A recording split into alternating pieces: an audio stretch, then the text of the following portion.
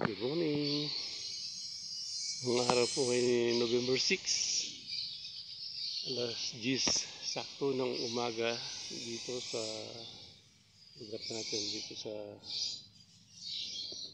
subdivision. Yan po yung binatang ko na iniwan namin nung nakaraang taon. October 27 po nung iwan ko yan. Tapos ay yung binatang ko. Tapos tuloy po namin yung aming project sa awa po ng Diyos. Ayan po siya.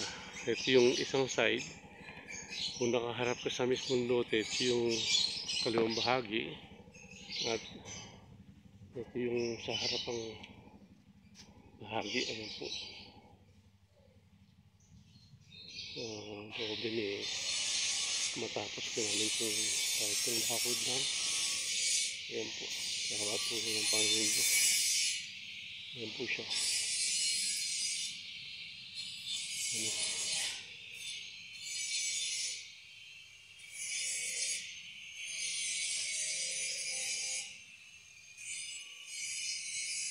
Ayan po yung itsura niya. Ayan.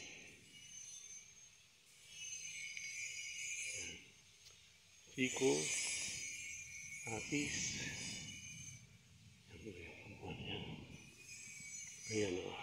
Tapos, balikan natin yung itsura ng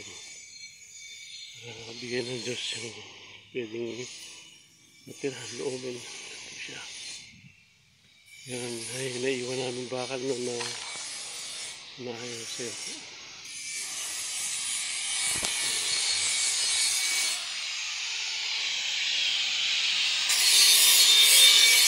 Yan